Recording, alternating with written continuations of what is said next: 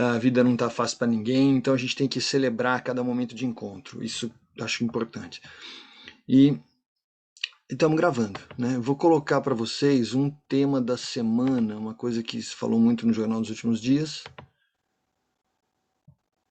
Acho que vocês sabem a que se refere essa postagem aqui, né? Aquele jogador que teve uma postura super preconceituosa, né? Que sobre gente, uma HQ, né? Uma história em quadrinhos que coloca que o filho do Super-Homem estaria se assumindo homossexual, bissexual, né? E aí o cara começou a questionar que o mundo tá acabando, que absurdo, né? Coisa louca. E claro que foi prontamente rebatido, né? Mas o que eu acho que foi mais chato nessa história foi que essa pessoa ficou insistindo no preconceito, né? Ficou reiterando isso. E aí o clube tomou a decisão, né, de demiti-lo, porque não tinha condição, né? Então o cara falava assim, não existe Superman bissexual. Aí essa moça aqui colocou, mano, que não existe é o Superman, né? Só pra você não ficar viajando na maionese aí. Qual que é o problema, né? Então eu queria deixar esse registro aqui, porque é bom a gente falar um pouco das coisas que estão afligindo a gente. E aí, aproveitando que a gente colocou uma imagem, eu separei, eu vou colocar agora uma outra. Agora é uma série de pequenas de imagens. Na verdade, eu estou colecionando isso faz um tempinho, né? Eu tenho colocado, eu vou salvando no celular, estou na rua, aí vejo uma coisa, uma placa esquisita. Normalmente são placas, né? E aí eu estou chamando a minha pasta de A Cidade Fala, né? Então são certos textos, são falas aí que ficam impregnadas no próprio espaço público, né? E coisas estranhas, assim. Então, peguei algumas mais recentes, né? De registros mais recentes, que pensei em compartilhar com vocês, né? Se vocês quiserem colocar comentário no chat também, tranquilo, legal. Então, essa aqui era para ser uma propaganda, né? Então, quer dizer, em princípio é para ser algo positivo para o sanduíche lá, mas eu acho que ficou super dúbio, né? Pensa bem, não basta ter fome, tem que ter coragem. Dá a impressão, sei lá, eu como consumidor, eu vejo um negócio desse num outdoor, falo, caramba, eu que não vou comer esse negócio, né? Não tenho coragem, né? Eu acho que joga contra, enfim, sei lá, decisões aí, não sei. Que mais? Deixa eu ver outros aqui. Aqui, vocês estão, eu não sei se está aparecendo para vocês as imagens, né? Então aqui a gente tem uma loja de Santos, né? E aí eu achei gozado Santos em promoção, né? Olha lá, Santos em promoção. E tem um monte de santo ali e tal, bonecos variados, né? Tem uma guitarra também, é verdade. Mas o que o sentido disso, né? Eu sou santista, estou preocupado, meu time flertando com a segunda divisão, e daí a gente vê o Santos em liquidação e o time do Santos também está em liquidação. Incrível como as coisas acontecem, né? A sintonia aí da coisa. Deixa eu ver outra. Essa aqui é quase em frente aqui em casa, né? E eu não sei como a gente poderia ler isso, né? Porque está aqui o não e do lado grudado o proibido estacionar. Então, eu acho que a pessoa quer reforçar que é proibido estacionar, só que ela pôs uma negativa numa negativa. Então, o sentido literal, se você for ler, não é proibido estacionar, né? É aquela coisa de você reforça o discurso e acaba ficando, quando você reforça muito, né? Acaba querendo dizer o contrário. Então, devia ter deixado só proibido estacionar, acabou, né? Quis colocar muito. Pelo menos a impressão que dá, né? Ficou estranho. Aqui no centro de São José. Outra.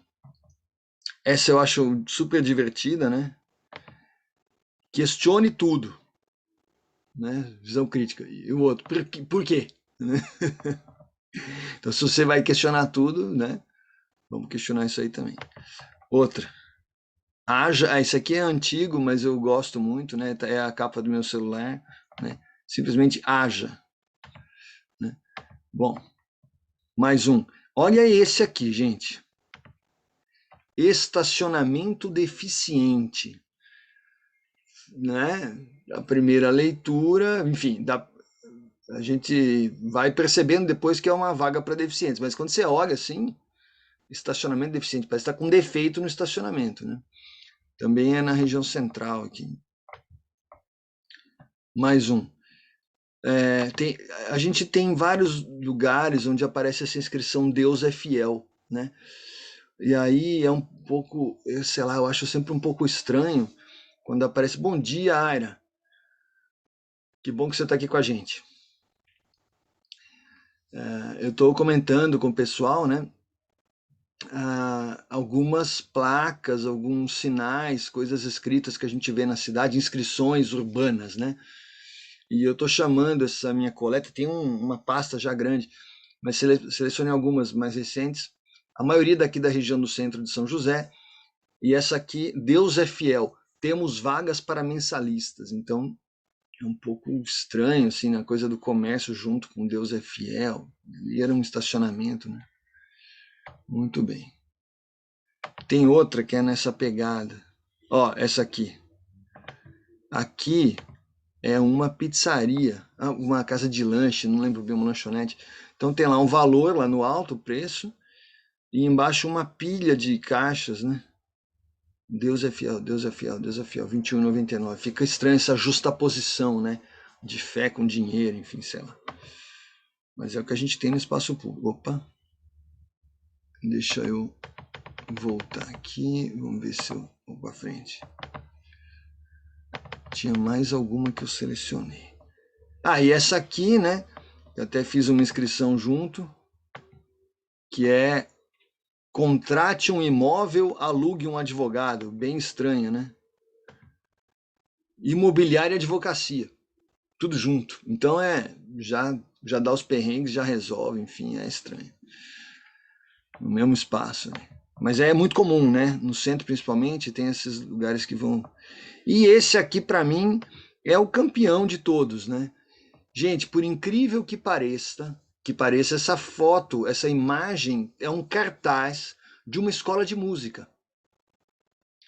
Esse aqui é do Jardim Satélite, eu não vou, né, dar o nome aos bois aqui, mas só pensa, você entra num lugar para ter aula de música, tá escrito lá, a frase em si é legal, né? A música aproxima as pessoas. Aí quando você vai ver, parece que, não sei, a impressão que eu tenho olhando é que são dois enforcados, né? Parece que duas pessoas estão presas, estão enforcadas, né? A música aproxima as pessoas, sei lá, na morte, não sei, ficou estranho, né?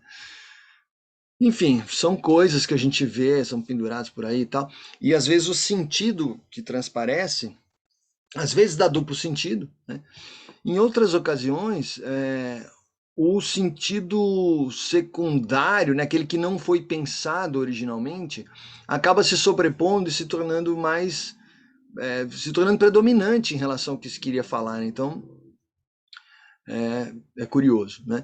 Bom, eu trouxe só alguns exemplos para vocês, é, mas convido vocês a ficarem atentos no espaço público, né? Agora a gente está retomando, né? Uma vida um pouco mais normal, todo mundo acho que está vacinado com as 2 doses, né? Enfim, e fiquem atentos, se tiver alguma imagem assim que chame a atenção, uma inscrição que está estranha, enfim, ou que tem duplo sentido, tenta registrar e a gente vai trocando uma ideia aí. Acho que é legal a gente ver o que a cidade está dizendo, né? Nesses espaços públicos escritos, né? Muito bem. E o grafite em particular é legal, né? O grafite como forma de arte e a pichação mesmo que tem o seu papel, né, de expressão pública também, né? Muito bem. Agora eu vou passar a mostrar um texto que na verdade eu fiz uma leitura comentar, uma leitura assim de um texto do Roberto da Mata que eu acho que é muito legal e eu quero trazer para vocês, queria trazer para a disciplina. Deixa eu só colocá-lo em evidência aqui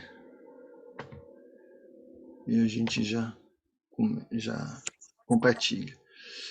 Que bom que o pessoal tá vindo. Nossa, que legal. Eu tava achando que ia ficar sozinho aqui. Então, obrigado a vocês que estão conosco. Se alguém tiver com a cara desamassada, né? Nós estamos no sábado de manhã, se quiser colocar a cara na janela. Legal. Eu vou agora partir para a apresentação então das notas que escrevi para a gente comentar, conversar. E eu sei que, né, o pessoal até uma das moças escreveu aqui, né? Não vou usar o microfone para não acordar meus pais. Tá certo, o pessoal tem direito a descansar, né? Sabadão. Mas aí, se vocês quiserem fazer comentário no chat, também é legal. Eu vou repercutindo aqui. Vou apresentar algumas notas sobre um texto que depois eu disponibilizo para vocês mais para o final da semana, tá? Semana que vem, vou dar uns dias aí, eu vou dar uma editada, mas é um texto que eu acho que tem um sentido compartilhar com vocês e conversar. Então, o texto original, ele já tem um tempo, né? Foi escrito pelo Roberto da Mata, A Casa, a Rua e o Trabalho. Né? Então, para discutir um pouco o espaço urbano e o espaço privado, né? Dois pontos de interesse do pessoal da arquitetura. Né? Deixa eu só comentar. O Roberto da Mata publicou isso no livro Que Faz o Brasil, Brasil. Né? Esse livro já tem mais de 30 anos, é um clássico aí. E também vou aproveitar, trazendo mais para a contemporaneidade, para a atualidade, né? E vou comentar sobre um filme. Na verdade, esse filme eu tô para ver, eu não vi ainda, né? Eu só li a respeito. É um livro que virou filme, né? Chama-se Nomadland, né? E foi bem falado, né? Filme recente, que discute uma questão super delicada e bem atual, que está acontecendo nos Estados Unidos, mas eu tenho certeza que em outros lugares do mundo isso vai acabar pipocando também, né? Assim que acontece. E que é fruto da vida que a gente leva, do sistema capitalista, enfim. Né? É uma situação que tem afligido muita gente nos Estados Unidos, inclusive, às vezes, uma escolha, outras vezes, contingência do destino, que é o seguinte, as pessoas que começam a morar no próprio carro. Né? E o mais, assim, importante da gente observar esses relatos, o filme conta isso, o livro que deu origem, né? Entrevista várias pessoas, tal. Esses relatos vêm de pessoas que muitas vezes estão indo para a terceira idade, estão naquela fase que originalmente a gente pensaria que está aposentando, vai descansar, curtir a vida um pouco, né? Ou pelo menos se pensava assim antigamente, né? Então está chegando perto dos 60 anos de idade, né? E na real, são pessoas que, por uma série de circunstâncias, não conseguiram juntar uma grana, não conseguiram se aposentar, ou não tiveram emprego fixo, enfim. E algumas vezes é a questão financeira mesmo que aperta muito, a pessoa se envolve com dívidas, com alguma dificuldade, né? E aí não consegue dar conta de pagar uma moradia, né? Em certos lugares é um custo muito alto, né? E aí essas pessoas acabam morando num carro. E como é que funciona isso, né? A gente fica pensando, como é que é isso, né? Tem algumas redes de supermercados, né? Algumas redes grandes de loja que têm estacionamentos imensos e são redes que ficam abertas às vezes 24 horas, né?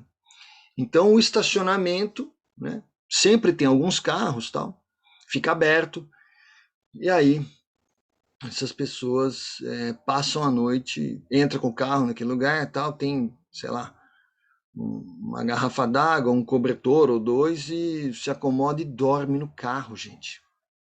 E vive nisso, né? E a vida da pessoa é perambular pela rua, enfim, procurando emprego, tentando fazer um bico, fazendo alguma coisa. Às vezes tem até um trabalho, né? Mas é uma coisa assim que não rende o suficiente para estar num ambiente, para ter custear seu apartamento, são pessoas às vezes sozinhas, tal. E aí surgiu tá rolando essa situação, né, de pessoas que estão morando nos carros, né? Bom, então eu coloquei isso porque eu lembrei, né, quando eu estava lendo sobre a casa, a rua e o trabalho, né? O da Mata, ele está falando nesse texto muito sobre o Brasil, né, especificidades do Brasil. Eu acho que algumas coisas se aplicam para vários lugares, né, mas é um olhar, né, de um brasileiro, enfim, sobre a nossa sociedade, né. Então a gente pode dizer, acho que não há nenhum questionamento quanto a isso, que existe uma divisão clara entre dois espaços sociais que são fundamentais na nossa vida, né? A casa e a rua, né? E esses espaços, eles são, por um lado, complementares, né? Uma coisa complementa a outra, mas, por outro lado, é, são espaços também que se opõem, né? De um modo, enfim, vamos colocar alguns aspectos, né? A casa, tá? A gente relaciona com permanência, né?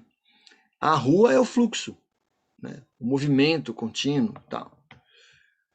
Outra dimensão que a gente tem de diferença entre a casa e a rua. A casa representa normalmente a família, né? E a rua é a sociedade como um todo, né? Então, mais um ponto aí, uma diferença, né? Outra dimensão aqui. Na casa, a gente tem, em princípio, calma, intimidade, aqueles limites, né? Um certo conforto, enfim. E na rua? A rua é movimento, é ilimitada, né? E outra coisa, na casa a gente associa normalmente a residência a uma ideia de ordem e tradição, tem aquelas tradições, aquele móvel que foi da mãe, né, da sua mãe, aquela máquina de costura que era da avó, e você não usa aquilo, mas você vai guardar, enfim, tem toda uma tradição, um respeito, né? Isso na casa.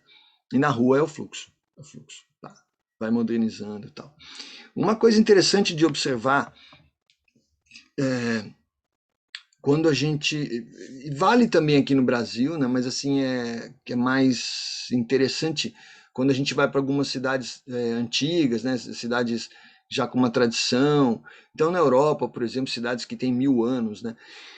E aí é interessante que você vê às vezes perto, né? Lado a lado, assim, algumas construções super antigas ao lado de outras moderníssimas, né?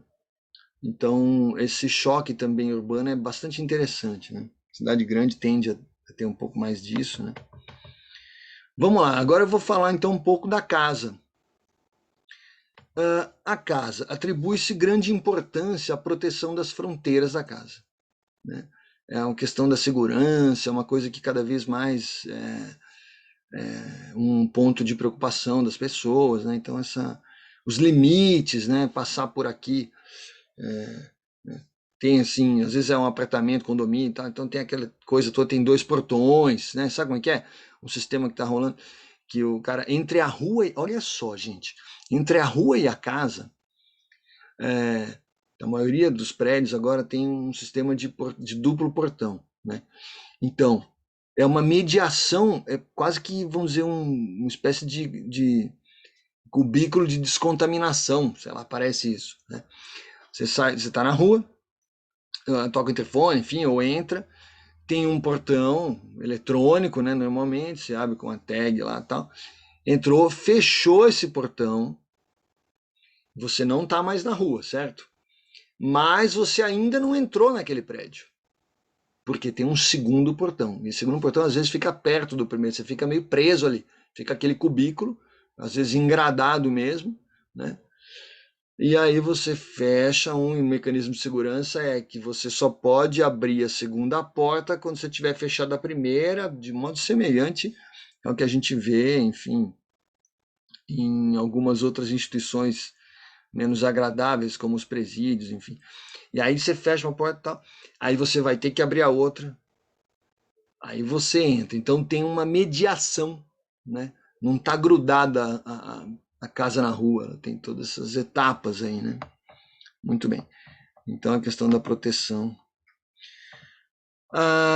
Muitas casas têm empregados, ainda hoje a gente tem. Houve um período na história do Brasil recente em que a gente teve, inclusive, um ganho de direitos, um reconhecimento, né, dos direitos dessas pessoas, né, que trabalham nas casas, trabalhadores domésticos, né? E, enfim, muitas casas possuem empregados. E aí, vamos dizer, o dono da casa, o centro ali e tal. A pessoa tem que cuidar do bem-estar, tem que cuidar da casa, né? E também precisa prezar pelo bem-estar dos próprios empregados, né? Como se cuidaria do seu, do seu próprio, né, bem-estar, né? A casa é mais do que o local onde comemos, né? Dormimos e nos abrigamos. A casa tem uma historicidade, tem tradições, tem um contexto moral, com valores, visões de mundo específicas, né? A casa, então, é mais do que um lugar físico, né? É um lugar moral. Tem, vamos dizer, pede um certo comportamento, de uma casa para outra tem diferenças, claro, porque tem a questão cultural mesmo, pode variar no mesmo município, né? Enfim. Porque a casa se define também pelas pessoas, e pelas pessoas cuja entrada é autorizada, né? Então tem isso, né? Para entrar na minha casa, eu tenho que autorizar que você entre, né? Então, são diversas situações que fazem a gente pensar na casa como lugares singulares. Aqui é uma expressão do Da Mata, né? Lugares singulares, espaços exclusivos, né? A gente vai discutir a questão da personalização da casa, né? Cada casa é única no que se refere a um convívio social. Mesmo se você pensa que é um grupo de amigos próximos, ou até, de repente, a família, enfim, mas se você tem 3, 4 residências entre amigos ou de parentes, cada uma delas é única porque tem especificidades, depende de quem mora. Olha, eu moro com meus pais, eu não posso abrir o microfone porque é complicado aqui, está muito cedo, né? Ou então, sei lá, aqui do lado está a minha avó que está no atendimento doméstico, ela está acamada, está doente, não pode ir muito barulho, enfim, tem várias especificidades, né? Então, isso vai tornando a casa única, né? Inclusive o comportamento. Então, quando eu estou na minha casa, eu me comporto de um jeito. Quando você está na casa de alguém, você se comporta de outro jeito. Quando teu amigo vem na tua casa, é uma coisa. Quando você vai na casa do teu amigo, pode ser que o comportamento seja diferente porque meio que tem especificidades ali, né? Inclusive é um pouco isso que a gente que explica o que a gente ouve em tom de reclamação muitas vezes, né? Ô, tá fazendo o quê? Tá pensando que tá na sua casa? Né? Que na sua casa você faz como você quiser, né? Entre aspas. Mas na casa dos outros você tem que respeitar as normas ali específicas, né? Muito bem. Seguindo. Então, mesmo em casas de condomínios, vilas, né? Ou conjuntos residenciais, conjuntos habitacionais, enfim, que normalmente são construídas de modo idêntico nesse caso. Você tem também aquelas casas geminadas, enfim. Muitas vezes você tem 2, 3 ou 20 muito parecidas, construídas de modo idêntico, mas com o passar do tempo, e às vezes rola isso, gente, em bairro planejado, né?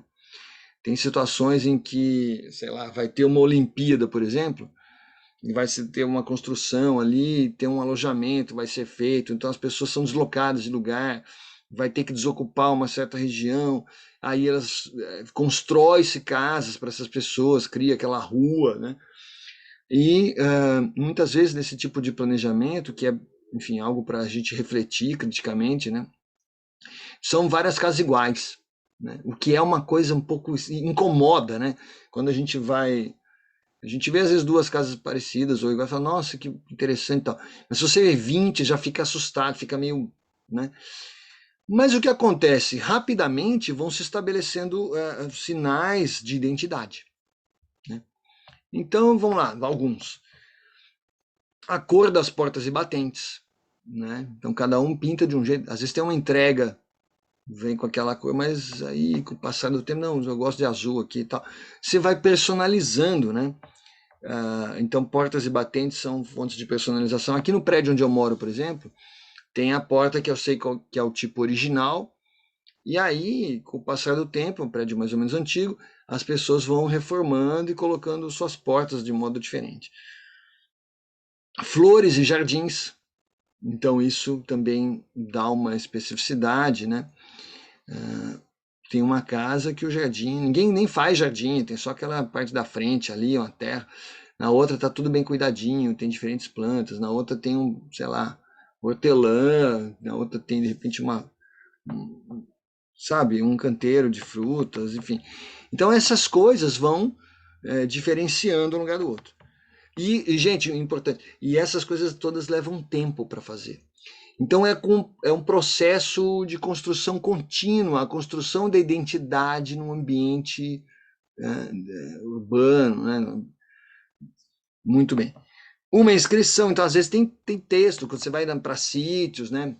Chácaras, muitas vezes, né? Você tem aquela entradinha, tem um portal, às vezes, né? E aí tem inscrições, pessoas colocam inscrições, né? Às vezes mesmo em casas, né? Tem na entrada escrito alguma coisa. Outra coisa que acontece bastante, a gente tem uma certa tradição portuguesa aí, né? É o fato de você vai em algumas casas antigas, tal, e tem azulejos, né? Que é a frutaria azulejada, a coisa mais linda que tem, né?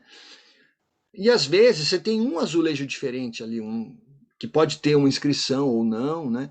Mas, ou então o número da casa está colocado num azulejo artesanal lá. Então aquilo chama atenção, né?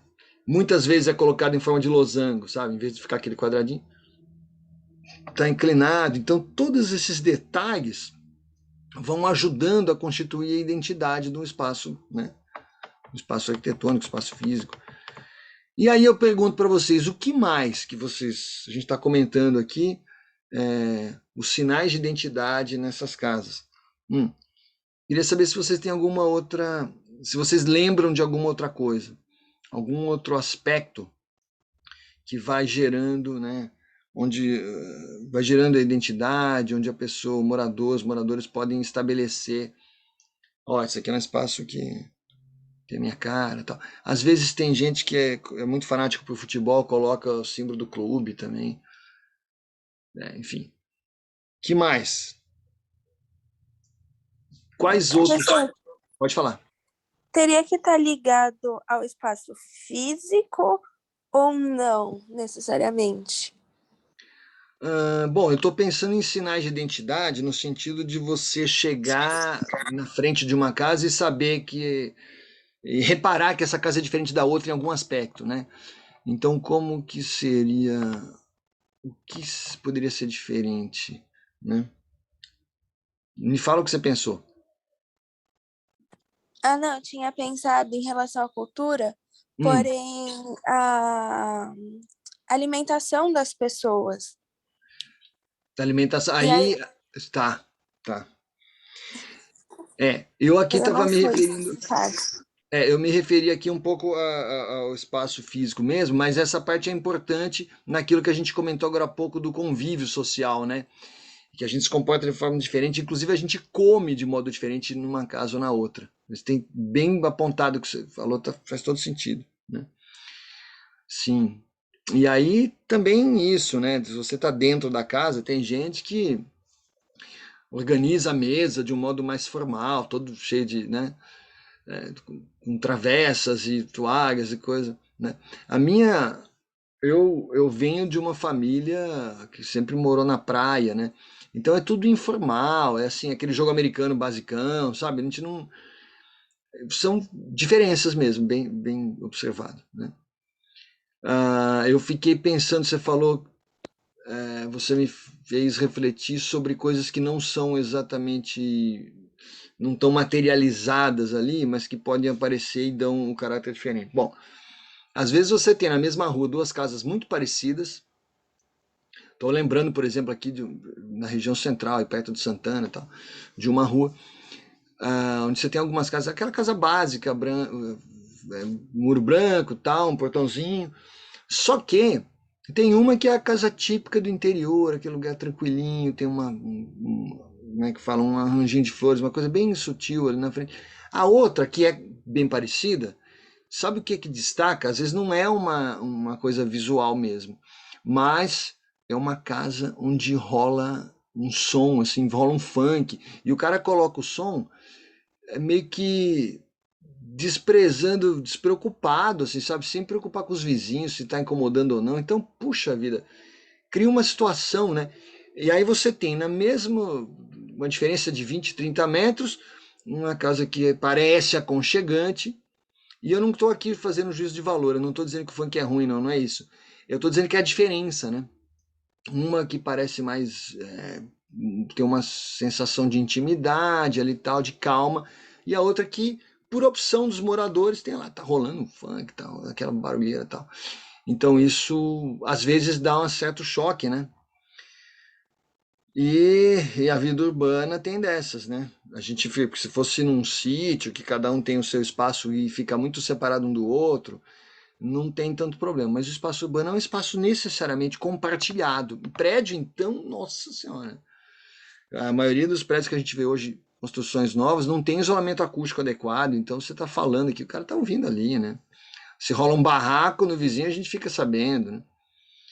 Bom, vamos seguindo aqui. Comentários, vocês podem ficar à vontade para falar. Professor, Oi.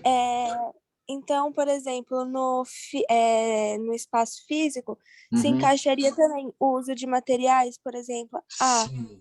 é, é uma pessoa que gosta muito de uma casa de vidro, que tenha muito vidro, ou uma pessoa que goste de uma casa que tenha muita madeira, fazer Exatamente.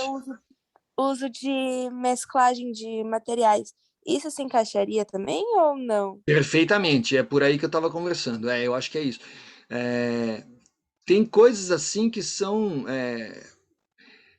Você está falando de algo que aparece muito, assim, evidente, né? Então grita, né, aquela diferença. Uma casa com mais transparente, entre aspas, né? Uma casa que tem mais janelas, mais vidros, enfim, e a outra que é, né, mais maciça, mais fechada, né? O simples fato de você deixar de repente a janela fechada, o tipo de janela, gente. O tipo de janela pode dar uma diferença grande de uma casa para outra, não é? E digo mais, não a gente tem às vezes a casa é igual, às vezes o material claro que dá uma super diferença. Mas pensa no assim, se a gente vai mais para o detalhe, às vezes o mesmo material, só que tem vamos dizer assim, uma junção de aspectos, uma que é o aspecto material e a outra que é a questão cultural e dos hábitos. Então tem uma casa que está sempre trancada, tá tudo fechado, a janela fechada, aquela cortina blackout, assim, que fica meio escurão, então você não, é indevassável, é um território ali fechado. Na outra casa, na mesma rua, a casa em si é até parecida, né? Mas a janela sempre aberta, o portão aberto, enfim, tudo, né? Então, sim, vamos dizer, se a gente fala do aspecto dos materiais, isso é proposital, voluntário, né? As pessoas planejam a casa para ser mais assim ou mais assado, e aí dá uma diferença absurda, né? Realmente, né? Mas às vezes o próprio hábito, a maneira de usar, a disposição das coisas, né? Coisas mais sutis, a casa está pronta, mas você personaliza, né? Legal. Então, são diferentes formas de marcar, vamos dizer, a individualidade, né? Uma, quando você fala dos materiais, o que eu compreendo, eu estou pensando assim, são aquelas casas que nascem diferentes, né? E tem a situação dos conjuntos habitacionais, por exemplo, onde as casas nascem iguais, que era um pouco que eu estava falando. Só que elas não ficam iguais sempre, porque começa a ter diferença. Inclusive a maneira de cuidar, né? Aquela lá, o cara refez a pintura, ou enfim, o pintor de rosa, era branca. O outro está com um monte de marca de umidade, ninguém está preocupado, deixa assim mesmo. Então, vai se tornando diferente ao longo do tempo, né?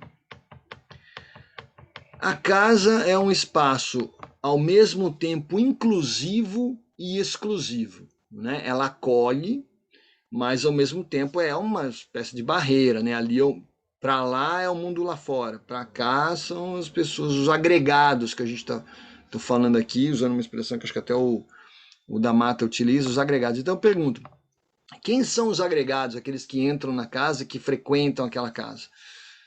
Quem seriam esses agregados? É qualquer um? Como é que é? Quem seriam essas pessoas, né? Bom, são parentes, amigos, né? e até mesmo animais de estimação, né? Então tem um cachorro que está na rua lá, tá latindo, um vira-lata lá tal, é uma coisa. Esse aí fica lá fora. O outro é o seu cachorrinho lá que tá fazendo sujeira e tal, mas você reclama, ele fala, pô, fez isso aqui. Mas ele está incluído, né? Então você vai cuidar. Bom, o que torna os habitantes da casa diferenciados dos demais membros da sociedade. Acaba rolando um pouco essa questão, né? O que vai diferenciar essas pessoas? O bairro. Será que o bairro é um aspecto? Né? Talvez, né? Aí a gente está falando mais de comunidade, não só de casa, né? Então essa comunidade tem especificidades e tal. Mas na própria casa, o que diferencia os habitantes? Acho que os hábitos mesmo, né? Deixa eu colocar aqui. Opa. Os hábitos.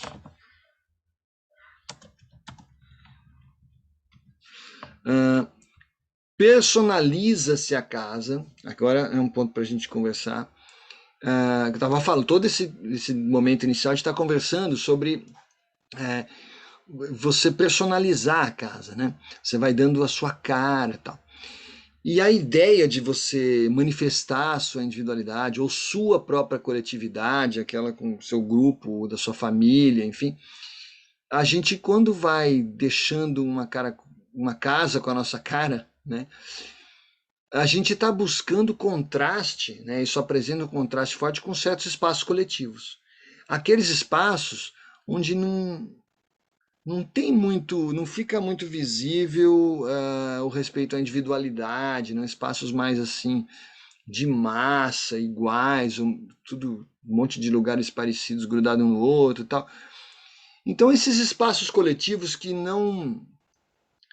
são, às vezes cabe muita gente, mas as pessoas ficam meio misturadas ali e a gente não consegue ter a percepção da individualidade, vocês estão entendendo?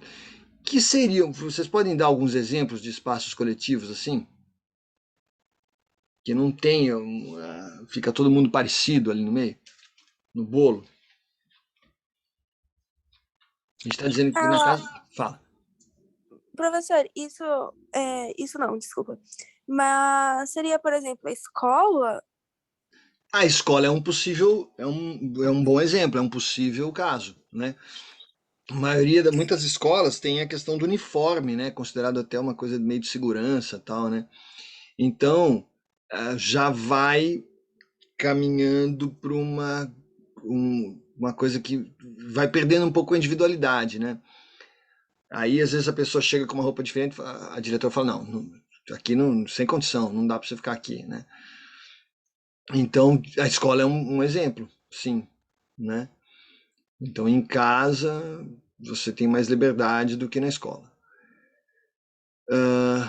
Outros espaços assim, onde as coisas são muito parecidas, é tudo muito igual. Olha, eu marquei aqui, ó. Eu marquei o seguinte: prisões, não é? Porque onde mais a gente perde tanto a individualidade, né? Como quando a gente vai ver as pessoas nas cadeias e às vezes aquela cela com muitas pessoas, todo mundo meio com mais dificuldade de expressar sua individualidade naquele ambiente, né? Não dá, a maioria dos lugares não tem como você ficar pendurando um quadro, tá? Não pode ter nenhum parafuso, um prego ali, enfim, e vai ficando opressor, né? Então, prisões, alojamentos, né? Uma vez eu viajei com o pessoal, a gente ficou com um grupo de música, tá? A gente ficou alojado num quartel, né? E no quartel, enfim, é tudo muito igual, né? Alguns motéis, hotéis, né? Que são coisas, às vezes beira de estrada e tal. Ali não tem individualidade, né? Você tá ali, aquele espaço vai ficar pouco, inclusive, né? Então não há permanência suficiente que permita a individualidade se expressar visualmente. Né? Você não vai deixar pintar aquilo para ficar, sei lá, 3 dias, 4, você nem é proprietário, enfim. Então tem espaços coletivos onde não dá para a gente colocar individualidade na construção, né? Isso talvez permita a gente diferenciar, vê se eu estou viajando aqui, uma pousada de um grande hotel, né? Um hotel, às vezes é um edifício, né? Mas mesmo um hotel grande e tal, os quartos têm um certo padrão, né? E na pousada, às vezes não, às vezes é uma coisa mais um cara de casa, às vezes tem um ambiente maior, um menor, um mais, né? Tem diferenças ainda, né? A pousada também, ela está mais próxima de uma casa, muitas vezes é uma casa adaptada, né? Então ali já vai ter uma individualização, né?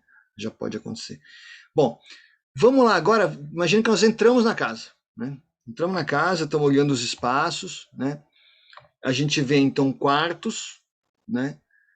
E nos quartos, talvez o quarto seja o lugar onde tem mais expressão individual, né? Que é razoável que tenha mesmo, né? Então esses quartos têm quadros, tem pôsteres, fotos, né? Então ali a individualidade se expressa, né? A pessoa deixa, mesmo quando você vai morar numa república, enfim, mas logo logo você coloca um pôster na parede e tal, e já vai deixando aquilo com a tua cara, né? Outro espaço que eu gosto de destacar é a cozinha. Eu gosto de cozinha, mas eu gosto de comer, né? Então nem conta muito. A cozinha, muitas pessoas dizem que é o coração da casa. Minha avó sempre falava isso, né? A cozinha é o coração da casa. É um papo meio de cozinheiro, né? Outra coisa que se fala, comida caseira que é boa. Então olha o caseiro aí, tá falando, né? A individualidade, o tempero da minha mãe. Nossa, que saudade quando minha mãe fazia feijão. Mãe, faz feijão e tal, sabe? Você vai visitar a família, você quer que a pessoa faz aquela torta lá e tal. Por quê, né? Então vai associando, você tem até os sabores da casa, se você for ver, né? Muito bem. Uh, Existem também interdições. O que é isso? São, de certo modo, proibições. Não tem nenhuma regra escrita, uma lei, mas são coisas que a gente não costuma fazer em casa. Então, por exemplo, não tem comércio dentro da casa. Não é normal as pessoas ficarem vendendo coisas dentro da sua casa.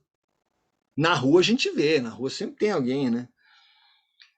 Mas em casa, o espaço privado, não, né?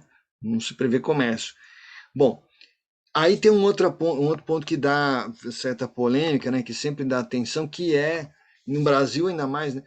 Que é a discussão política. A discussão política em casa, então tem aquele almoço, junta pais e filhos, às vezes avós, às vezes vem primo. Quando junta gente da família, almoço no fim de semana, que o horário começa a bater, porque durante a semana às vezes não rola, né? Cada um almoça num horário, tem a vida corrida.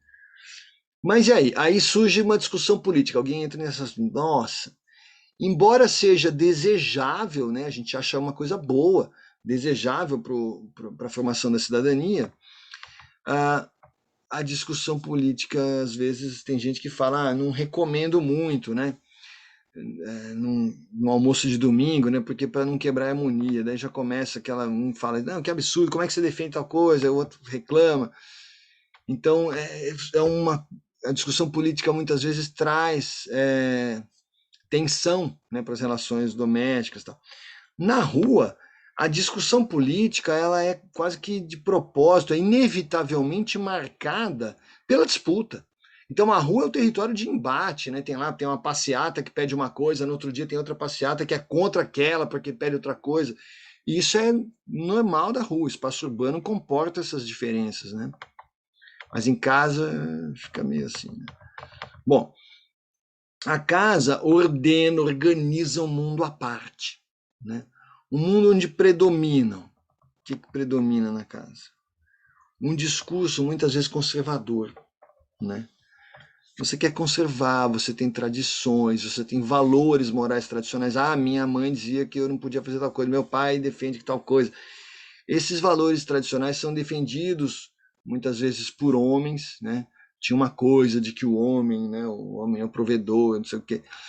E as pessoas mais idosas, né? Que, no meu tempo, então tem um certo saudosismo. Então, morando com gente muito mais idosa e tal, às vezes rola uma tensão, você não consegue talvez mudar muita coisa, né? Você fica meio preocupado ali, a pessoa não gosta, né? Nossa, que escândalo, tal. Ah, essa cor é muito chamativa, então já, né? Então tende a aparecer um discurso conservador e tem uma defesa da família e do compadrio, né? O que que é isso, né? No ambiente doméstico. Defende-se os amigos, claro. Meu amigo, pô, que é isso, cara, gente boa. Pô, mas ele aprontou, não sei o quê. Não, que é isso, tal. Parentes, né? E os próprios funcionários. Então você não vai ficar falando mal da pessoa ali, né? Naquele ambiente. Né? Agora, um outro ponto bastante interessante, lembre que a minha formação é em física, né? Então eu vou puxar algo curioso, né? O tempo, o tempo doméstico, muitas vezes não é marcado pelos relógios, e sim pelos acontecimentos. Então eu quero saber de vocês quais seriam os acontecimentos que marcam a passagem do tempo. Coisas importantes, sei lá, na vida de uma família, né? Uma residência familiar. O que, que são os grandes eventos aí que vocês podem citar? Um acontecimento inesquecível. Professor, Oi. passar de ano na escola conta ou não? Como um marco de Sim, tempo? sim, ele conta. E aí, legal, porque assim, é um tempo. Embora você vai dizer assim, ah, mas passou de ano é quando chega no final do ano, né? Então marca a passagem de um ano para o outro. Mas não necessariamente. Eu estou entendendo o seu ponto, eu vejo que é bem que legal a sua observação, que é um acontecimento que vai além da coisa cronológica. Principalmente quando a gente pensa nos fechamentos de ciclo, né? Então, nossa, meu filho está grandinho, já acabou de encerrou o ensino fundamental, né? Tá formando agora, vai ter uma, não sei o que lá, vai ter um evento de formatura, tal. Esses são acontecimentos marcantes, né? E muitas vezes marcados em redes sociais, comemorados, digitados, compartilhados, porque tem as imagens, tem a roupa específica, tem um espaço, enfim, né? Perfeito. Então, esse é uma ordenação via acontecimentos marcantes. Legal. Mais algum? Viagens, aniversários, talvez. Aniversário. Aniversário do avô, sei lá, às vezes tem aquela festa que não é sempre que tem, né? Então é especial, né? Aniversário, sim. Até quando é festa de casamento, por exemplo, aniversário de 25, 50 anos, Essas são ou as até mais mesmo importantes. aniversário de alguém que tá fazendo 90, 100 anos, porque Isso, acabam comemorando mais por conta da idade avançada. isso. É isso mesmo. Eu acho que esses são acontecimentos importantes. Então não necessariamente qualquer aniversário, né? Mas existem aqueles aniversário de casamento é uma coisa importante, né? Um acontecimento, né? O próprio casamento e batizado, né? Então tem uma recepçãozinha, então chega lá em casa, e tal. É um momento que encontra a família, que nem sempre se vê, e tal. Então são episódios. Ah, quando que foi isso aí mesmo? Ah, olha, foi logo depois do casamento da Joana, depois que ela casou. Então você marca, você vai contar uma coisa e a tua referência não é foi no dia tal, tal hora. É assim, foi na semana depois do casamento, né? Você começa a marcar esses relatos pessoais por esses acontecimentos. Então, o meu filho vai se formar no ensino médio, né? Então, a partir do ano que vem, fala, nossa, o ano passado estava no ensino médio, agora já está na faculdade. Tá. São vamos dizer, de certo modo, ritos urbanos de passagem também acontecem, né? Quando eu fui morar quando eu passei no vestibular, que eu fui morar longe de casa e nunca mais voltei a morar com meus pais, né? Então, com 17 anos, foi um negócio, um perrengue e tal, mas foi maravilhoso, né? Aquela descoberta. Então, a minha vida passou a ser marcada. Aquilo foi um acontecimento, quando eu comecei a morar longe dos meus pais, né? Sim, são esses acontecimentos que marcam o tempo doméstico, vamos dizer assim. Nascimento, casamento, morte também, né? Puxa, morreu. Que nem eu estou vivendo isso em termos familiares, né? Porque minha mãe faleceu no começo do semestre, né? E aí a gente está lidando com isso. Limpar o apartamento está sendo alugado, semana que vem já vai estar com um inquilino, e assim, estive um tempo atrás mexendo em todas as coisas, então a gente abre as gavetas de memória, não é gaveta de foto, é gaveta de memória, né, porque, pô, então são acontecimentos que vão marcando, né, e as saudades, né, a melancolia que às vezes aparece e tal, e que é da vida mesmo. Então, com tudo isso que a gente está falando, acho que a gente percebe que casa e rua são mais do que meros espaços geográficos, né? São modos diferentes de ler e falar do mundo. Então, eu quero agora passar para falar da rua, né? Falar um pouquinho da rua. Então, a rua, ela tem, vamos dizer, estabelece a conexão entre a intimidade da casa e o trabalho, que também é um espaço de lazer. Então, a rua une essas pontas, né? A rua é um espaço de lazer às vezes, mas é em geral o caminho que você pega para o trabalho ou para o estudo, né? E o trabalho, aqui eu posso pôr trabalho barra estudo, né? A rua também pode ser espaço de lazer. Outro ponto, algumas coisas que você não pode fazer em casa, você faz, quando a gente diz na rua de um modo mais amplo, pensando, né? O comércio é uma delas, né? Você não vai ficar vendendo coisa na sua casa, mas você vende, às vezes você vai, né? Sexo também, tem certas coisas, você mora com seus pais, tal, então tem coisa que é complicado em casa, né? Você acaba saindo e tal. Então tem uma série de coisas, né? A rua, ela começa a aparecer aí, né? Ou seja, é parte fundamental da nossa vida diária, né?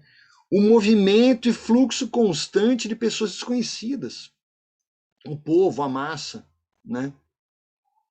Então, você está ali no meio, você não, né? Começa, às vezes dá aquela sensação um pouco estranha, que você está meio perdido naquele monte de gente, né? A imagem que sempre me vem é o metrô em São Paulo, né?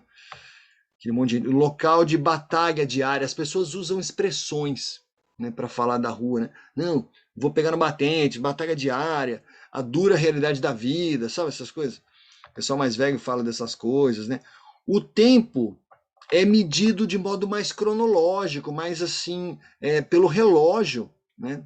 Um tempo matemático. Exemplo, é o tempo dos semáforos. É o tempo que você leva da sua casa para o trabalho, né? Aqui do centro para a Urbanova, quando eu vou fazer atividade presencial ali, tantos minutos. Mas se eu sair mais cedo, é melhor. Mas se eu sair num certo horário, 15 para as 8, estou ferrado, porque pega um trânsito ali e tal. Depois, às 10 da manhã, já tranquiliza de novo. E aí tem a duração dos semáforos, o horário do ônibus. Então, o tempo na rua é marcado também pelo horário do ônibus. Entrada e saída do comércio às 9 da manhã, né? É um horário importante. Às 6 da tarde, né? Ou 7. Os horários de entrada e saída de escolas, né? Então, e aí mesmo, toca o sinal, né? Tem um alarme ali. Eu lembro da música do Cazuza, O Tempo Não Para, né? Referências que a gente tem, cultura pop, enfim. O tempo não para. Que mais na rua? Calor, chuva, eventualmente, umidade, né? Buracos na calçada, confrontos. Tem certas tensões, inclusive com a polícia. Às vezes a pessoa chega o policial lá e aí rola uma discussão. Quem tem razão, quem não tem. Tem um acidente ali, alguma coisa, aglomeração, a polícia já chega. Olha só a diferença entre expressões que a gente usa, o sentido que está oculto ali, mas não muito oculto, né? Menino de rua. Você pensa o quê? Alguém desassistido, alguém que não tem casa própria, alguém que tem dificuldade para sobreviver, em situação de vulnerabilidade, exposto o quê? Sei lá, ao tempo ruim, mas exposto também às drogas, enfim, ao tráfico, uma série de violências, né? Então, menino de rua. Mulher da rua, que é uma expressão que às vezes é substituída por mulher da vida, o pessoal mais antigo fala isso, né? Mulher da rua, mulher de vida, mulher da vida. São pessoas o quê? Que não são consideradas dignas de respeito, embora sejam, hein? mas o pessoal trata às vezes, né, fala, nossa, isso aqui, né, é o contrário, tem uma oposição entre isso e a mulher chamada recatada e do lar, que é aquele mito, aquele padrão meio século XIX, na verdade, mas que ainda tem gente que marca muito essas diferenças, né? O crioulo, vocês conhecem o crioulo? Se não conhece, corre lá no YouTube depois para ver, para ouvir coisas dele, Spotify, enfim. O crioulo tem músicas maravilhosas, né? E ele tem uma que fala disso, não existe amor em SP, né? Está se referindo ali à realidade urbana, à crueza, dureza da vida diária, né? No asfalto ali, muitas vezes trabalhando ali na rua, tal. Então ele coloca não existe amor em SP, marcando uma diferença, né? Não existe amor, vamos dizer, nas ruas de SP. De certo modo, ele tá colocando isso para a gente pensar, para a gente refletir. Algumas frases típicas. Comida de rua é ruim, você vai comer isso aí no lanchonete? Nossa, isso aí... Né? Também tá passando, por quê? Mas onde você foi comer? Comida na rua. Outra, discussão na rua é perigoso. Cuidado, hein? Não vai se meter em confusão. Não converse com estranhos na rua. Né? Minha mãe falava essas coisas, né? Então tinha algumas frases típicas. A outra frase típica era, vai sair, chave, dinheiro e documento. Não esquece, tem que levar chave, dinheiro e documento. Qualquer coisa que aconteça, o pessoal já sabe quem você é, né? Né? Você não é um qualquer desconhecido. Então tem um pouco, fica essas coisas, né? Existe lazer na rua, tem certas atividades, performances que acontecem na rua. Mas aí fica aquela coisa, né? Os caminhos, você vai ficar nessa praça, mas que horas termina isso? Depois como é que você volta? Tem ônibus, né? É tranquilo? Você está sozinho, está acompanhado? Sabe tudo isso? Então, por quê?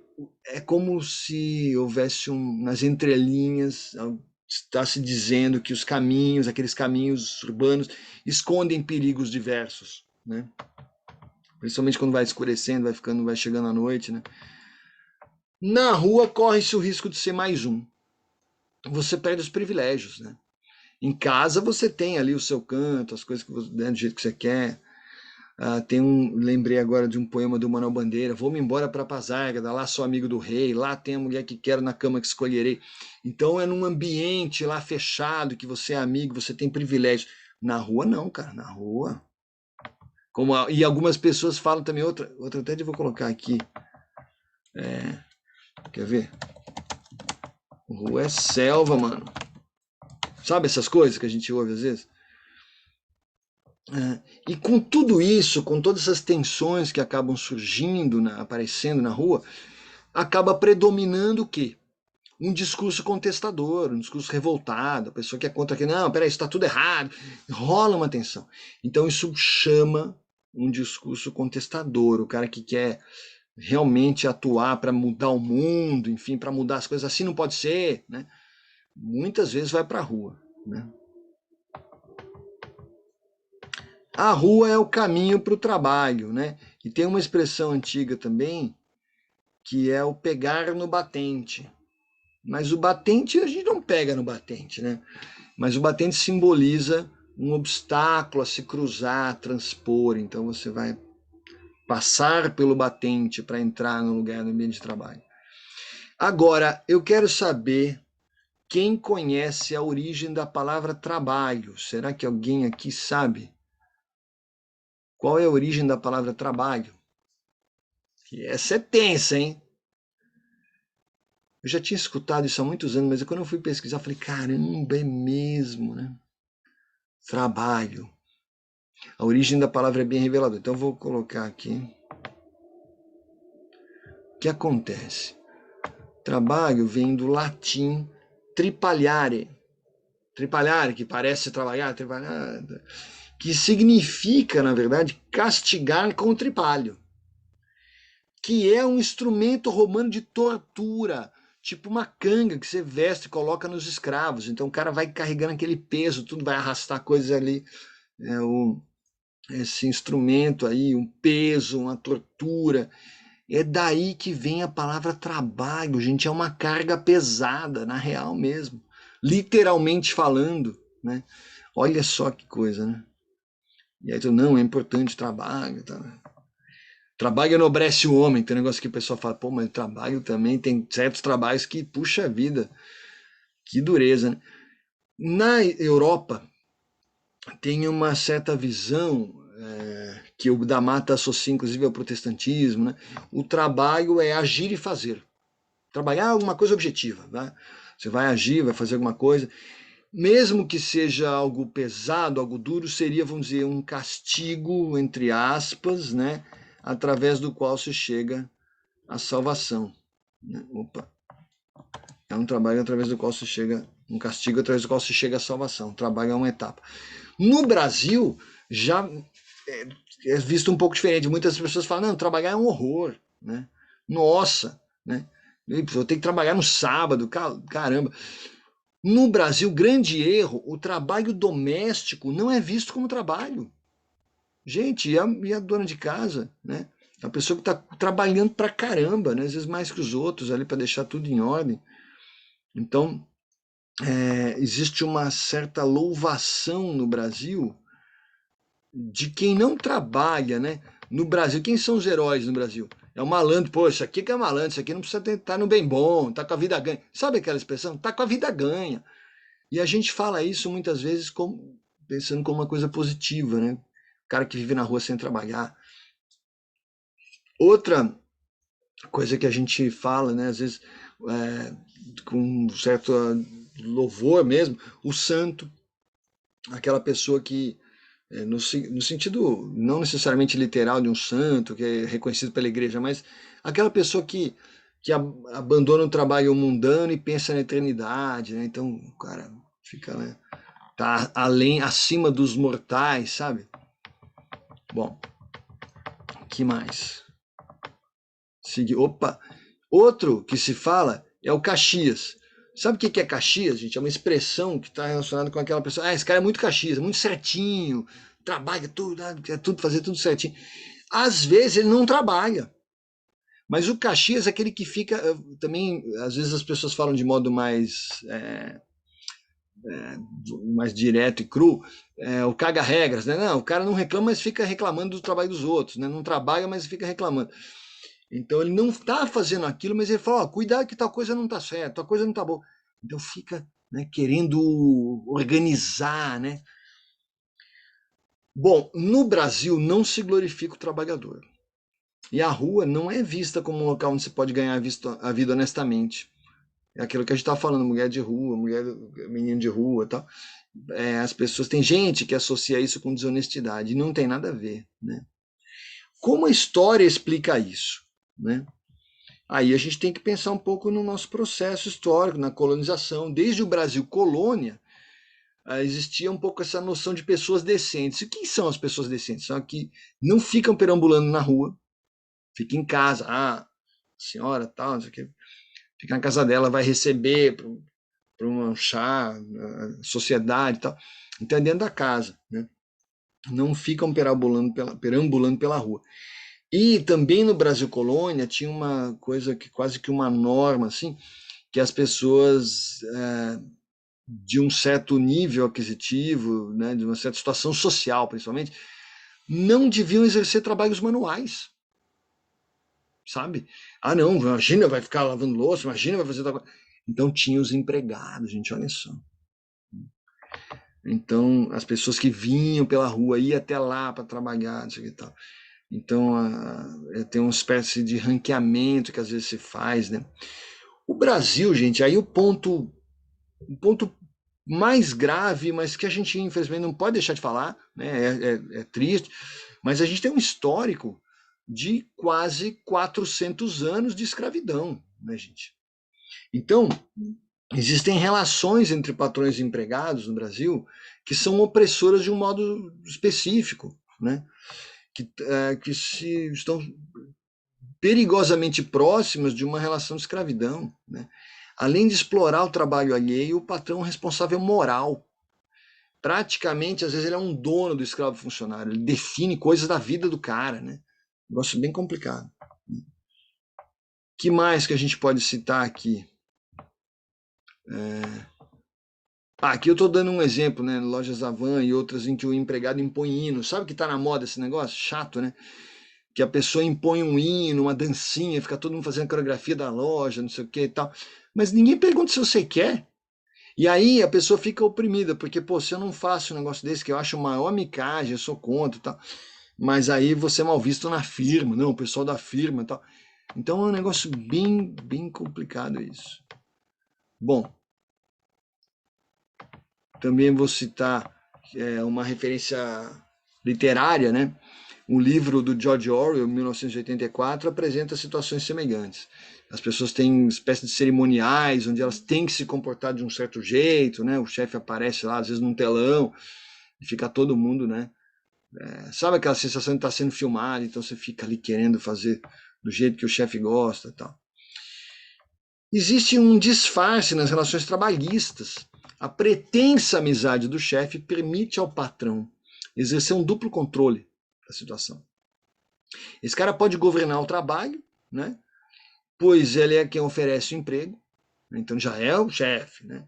Mas além disso, ele controla as reivindicações dos empregados, porque é aquela coisa do amigão, né? Ó, fala direto comigo, imagina, não vai ficar fazendo essas reuniões, ele não precisa disso.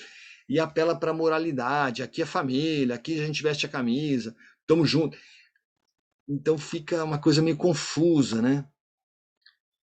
Muito bem. Casa e rua, então para a gente fechar nossa conversa hoje, né? Casa e rua, em resumo, são espaços básicos a partir dos quais a gente define a nossa sociabilidade, né? São fundamentais.